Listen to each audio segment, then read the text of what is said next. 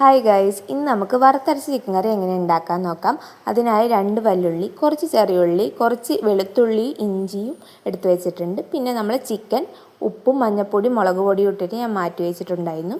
ഇനി പാൻ ചൂടാക്കി എണ്ണ ഒഴിച്ച് നമുക്കതിലേക്ക് ഇഞ്ചി വെളുത്തുള്ളി ചതച്ചതിട്ട് കൊടുക്കാം. അതിനുശേഷം നമ്മൾ അരിഞ്ഞു വെച്ച് ചെറിയുള്ളി അതിലേക്ക് ഇട്ടിട്ട് ഒന്ന് വഴറ്റി കൊടുക്കാം. ചെറിയുള്ളി വഴന്ന് വന്ന ശേഷം നമുക്കതിലേക്ക് നമ്മൾ അരിഞ്ഞു വെച്ച് 2 സവാള നമുക്ക് അതിലോട്ട് ചേർക്കാം. സവാള ചേർത്ത് കുറച്ച് ഉപ്പ് കൂടി ഞാൻ ഈ സമയത്ത് ഇടുന്നുണ്ട്, പെട്ടെന്നൊന്ന് വാടിക്കിട്ടാനാണ്. എന്നിട്ട് നന്നായിട്ട് വാട്ടിയെടുക്കുക. എത്രയോളം വാട്ടാൻ പറ്റുമോ അത്രയും വാട്ടിയാൽ നല്ല ടേസ്റ്റ് ആയിരിക്കും. സവാള നല്ലോണം വാടിയാൽ അതിന് നല്ലൊരു ടേസ്റ്റ് ഉണ്ടാവും. അതിനുശേഷം നമുക്ക് പൊടികളൊക്കെ ചേർത്ത് കൊടുക്കാം. ആദ്യം ഞാൻ മഞ്ഞൾപ്പൊടി, കുറച്ച് മുളക് പൊടി, നിങ്ങൾ എരിവിന് ആവശ്യത്തിനുള്ള മുളക് പൊടി നിങ്ങൾക്ക് ചേർക്കാം, മുളകിൻ്റെ എരിവ് അനുസരിച്ച്. പിന്നെ കുറച്ച് ഗരം മസാല ചേർക്കുന്നുണ്ട്, നല്ല ടേസ്റ്റ് ആയിരിക്കും ചിക്കൻ കറിക്ക് ഗരം മസാല ഇട്ടാൽ. പിന്നെ കുറച്ച് ചിക്കൻ മസാലയും കൂടി ചേർക്കുന്നുണ്ട്. പിന്നെ ഞാൻ 2 പച്ചമുളകും കുറച്ച് കുരുമുളകും കൂടി എരിവിന് ഞാൻ ചേർക്കുന്നുണ്ട്. എന്നിട്ട് നന്നായിട്ട് ഒന്നുകൂടെ വഴറ്റുന്നുണ്ട്. മസാലയുടെ പച്ചമണമൊക്കെ മാറിക്കഴിഞ്ഞാൽ നമുക്ക് അതിലേക്ക് ഒരു വലിയ തക്കാളി ചെറുതായിട്ട് അരിഞ്ഞിട്ട് ചേർത്ത് കൊടുക്കാം. ഞാനിവിടെ ഒരു തക്കാളിയാണ്, നിങ്ങൾക്ക് ഒരു 1.5 തക്കാളി വേണമെങ്കിൽ എടുക്കാം, ഞാൻ 1 എടുത്തുള്ളൂ. പിന്നെ അതിലേക്ക് കുറച്ച് മല്ലിപ്പൊടി കൂടി ചേർക്കുന്നുണ്ട്. അത് നേരത്തെ പൊടി ഇടുമ്പം വിട്ടുപോയതാണ്, അതുകൊണ്ട് ഇപ്പോൾ ഇട്ടു.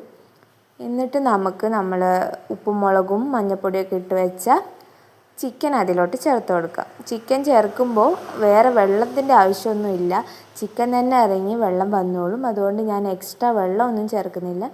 ഈ ഉള്ളിയായിട്ട് ഇതൊന്ന് മിക്സാക്കി കൊടുക്കുന്നുണ്ട്. നന്നായിട്ട് ഇളക്കി ഒന്ന് യോജിപ്പിച്ചിട്ട് നമുക്ക് അടച്ച് വെച്ച് ചിക്കൻ നന്നായിട്ടൊന്ന് കുക്ക് ചെയ്യാൻ വെക്കാം.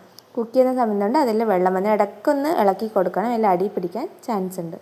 ഇനി നമുക്ക് വേറൊരു പാൻ വെച്ച് അതിലേക്ക് കുറച്ച് വെളിച്ചെണ്ണ ഒഴിച്ച് ഒരു മുറി തേങ്ങയാണ് ഞാനിത് എടുത്തേക്കുന്നത്. ഒരു മുറി തേങ്ങ നന്നായി ചിരകി നമുക്കത് നന്നായിട്ട് വറുത്തെടുക്കാം. നന്നായിട്ട് അധികം കരിഞ്ഞു പോരുത്, ഒരു ബ്രൗൺ കളറാകുമ്പോൾ നമുക്ക് മാറ്റാം. നന്നായി ഇളക്കി ഒരുപാട് കരിയിച്ചാൽ നമുക്കൊരു കയ്പ്പ് രസം വരും. അതുകൊണ്ട് ഒരു ബ്രൗണിഷ് കളറാകുമ്പോൾ നമുക്ക് മാറ്റാവുന്നതാണ്. ഈ ഒരു കളറാകുമ്പോൾ നമ്മൾ മാറ്റി മിക്സിയിൽ വെള്ളം ചേർക്കാതെ അരച്ചെടുക്കണം. വെള്ളം ചേർക്കേണ്ട ആവശ്യമില്ല, വെളിച്ചെണ്ണ കൊണ്ട് അരിഞ്ഞ് കിട്ടും.